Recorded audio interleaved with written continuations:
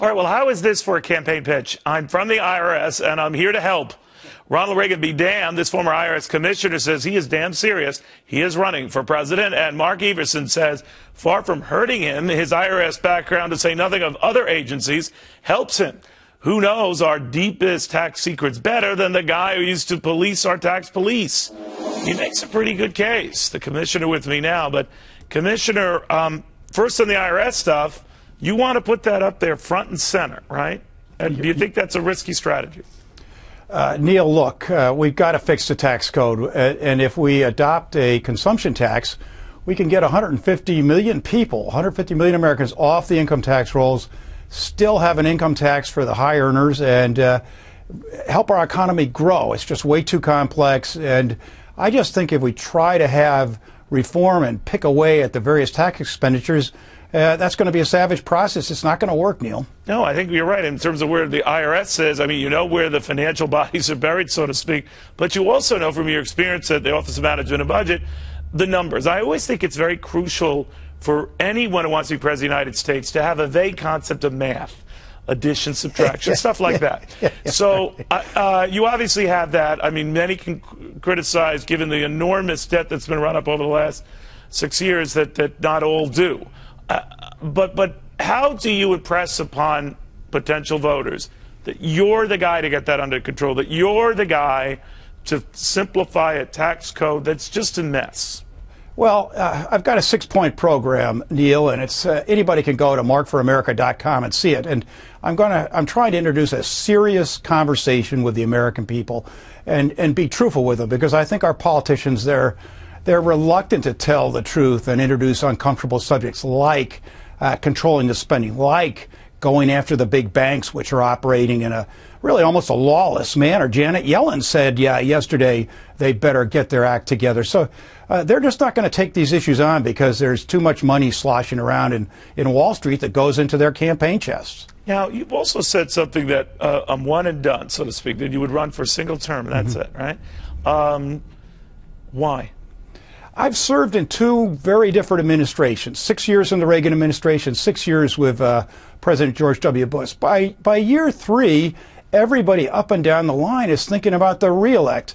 We deserve somebody who's thinking about the national interest full time and is not compromised, if you will, by the self-interest of reelection politics.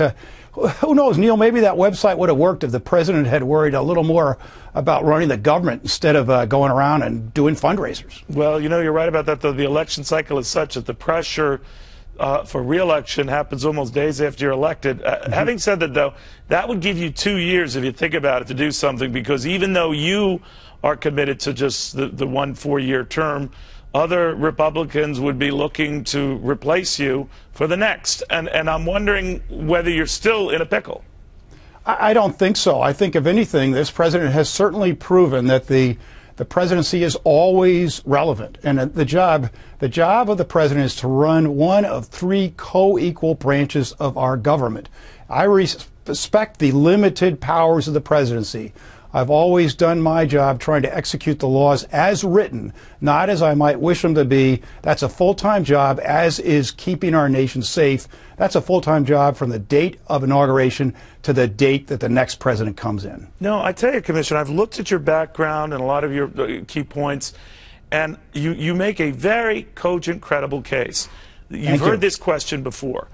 You're up against far more attractive financial candidates. The money is almost all accounted for, I'm told, and that you're not getting it. So how do you get that message out? I don't agree with you, Neil, that the money is almost all accounted for. It's sure, they're divvying up the money on Wall Street with $100,000 fundraisers for super PACs, but the average voters, they're not yet engaged. We're going to go to Iowa and try to convince one voter at a time, and there are plenty of people. I've got plenty of people I've met. You got to get in on that first debate. You got to get in on that second debate. So I'm just wondering now how you get to there with, you know how they do this with the poll numbers and everything else, Fox Business, which if you don't get, Commissioner, you should demand we're going to be hosting one of these debates. Right. How do you get to that table? I mean, if they said, all right, you have to be at a 5% or 10% polling threshold. you get to that table by being square with the American voters. And they're sick and tired of just a moneyed interest here. And I think that we're going to take this one issue at a time. And frankly, I believe people will appreciate that. The donors will not decide the race, Neil. The voters will. You know, Commissioner Newman, I want to go longer with you because I wanted to bring a lot of viewers' attention to you because a lot of them don't know you. A lot of them don't know this point of view. We give inordinate amount of attention to all the primary candidates, or at least those we think are in there. But I think people should be exposed to anyone and everyone. You don't like them, you don't have to watch them or certainly listen to you. So if you'll indulge us, I'd like to continue this. Go right ahead. I want to get your sense of tax rates where they are now. You talk about a consumption tax or something like that. Would you do that in lieu of income tax rates now? In other words, would you swap out one for the other? Would you do this in stages? What? Because that kind of a tax is said to be very regressive and that it would hurt low-income folks the most. You say right, what? Right.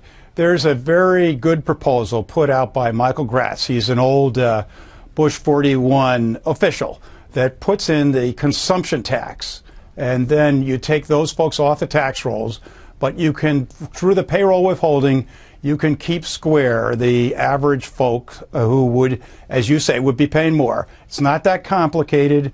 It'll help the economy grow. We can retain the progressivity by leaving the income tax in at the high end. And Neil, frankly, if we do this, we can still bring the rates down for both the high-income individuals and the corporations. So what do you think? I don't want to put you on the spot with all of these rates. Right. We have a top rate of almost 40%, actually more, as you know, if you throw in all the healthcare-related fees. But what would you bring it to? It comes down, probably about 10 points, something like that. And all 10 the points. rates would. You would do the same with all key marginal rates. Well, you're only going to have the rates at the high end, Neil, because you're taking the rates off. 150 million people are dropping off the rolls. That's a great thing. The reason you're not going to be able to make headway on the traditional tax reform is the American people are still going to be dealing with that burden of filing a tax return. This would take them off the rolls entirely and give them something that they can understand. That would be the benefit of it. Commissioner, you make a lot of great points. I think a lot more people should hear you. And it's up to you folks at home whether you like to hear this type of stuff. This is a serious guy addressing serious issues, showboating himself to no one. We thought you'd like to hear that. Commissioner, thank you very much. Thank you, Neil.